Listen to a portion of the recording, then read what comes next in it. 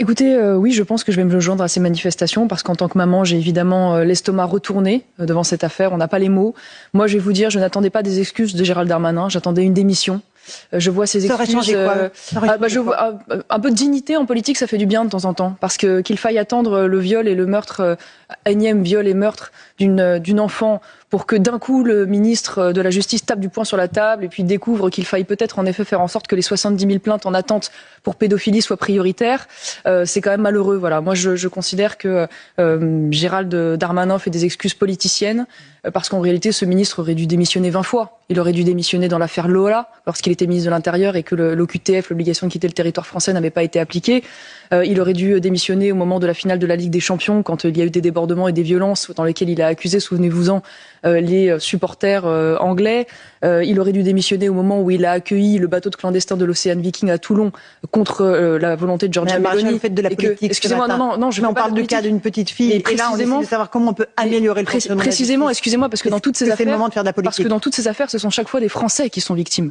Voilà, et c'est précisément ce que je veux dire, c'est qu'à un moment donné, la responsabilité et la dignité politique, c'est aussi de tirer les conséquences de son inefficacité, de son action, parce qu'on est face dans cette affaire à un scandale d'État. On est face à une faillite, une défaillance de toute la chaîne judiciaire et policière, parce qu'on est dans un département où on a manifestement pris plus de temps à convoquer, à mettre en garde à vue, à auditionner 40 agriculteurs parce qu'ils avaient fait des posts Facebook ou manifesté ou déposer du purin, plutôt que de traiter le cas d'un homme qui manifestement depuis 10 ans avait de très nombreuses affaires liées à des cas de pédophilie, qu'il avait même été renvoyé de certaines fonctions pour des soupçons de pédophilie. Donc oui, je suis désolée, à un moment donné, j'attends des actes plus forts que ça. Très bien. Alors, est-ce qu'au lieu de démissionner, Gérald Darmanin ordonne une revue de 70 000 plaintes impliquant des enfants d'ici au 14 juillet?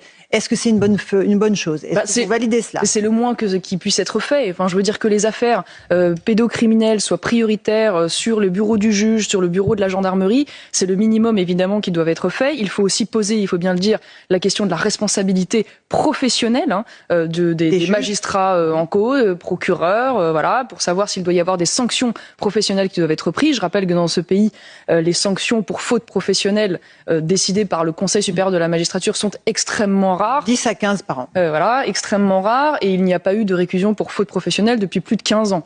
Voilà, parce que nous sommes face à une institution qui est très corporatiste. Ce sont les juges qui jugent les juges.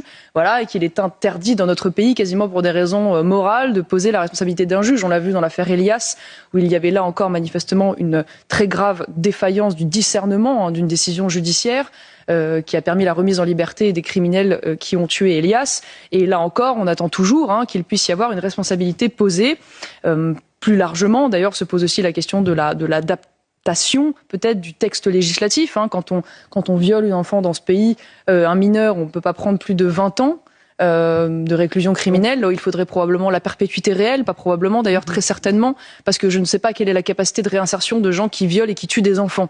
Voilà, en tout cas, pour ma part, je suis très peu optimiste et je préfère qu'ils soient mis définitivement hors d'état de nuire. Marion Maréchal, est-ce qu'il n'y a pas aussi un problème de fond? C'est-à-dire, c'est ce qu'a dit le maire de Fleurance, et on nie la parole des enfants. Est-ce qu'il ne faut pas sanctuariser la parole des enfants et rendre imprescriptibles aussi les crimes commis contre eux? Ce qui est vrai, c'est qu'il y a probablement, et les chiffres le démontrent d'ailleurs, trop peu aujourd'hui de gendarmes, de policiers qui sont formés à la réception de la parole de ces enfants.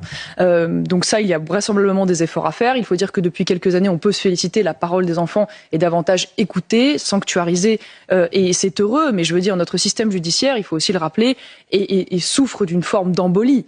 Je veux dire, on a aujourd'hui 100 000 plaintes non traitées en attente, une embolie qui est liée, pardon de le rappeler, mais à l'explosion aussi de la criminalité étrangère. Je rappelle que les étrangers sont surreprésentés dans tous les crimes et délits de notre pays. 25% des détenus sont des détenus de nationalité étrangère. Donc on est là aussi victime.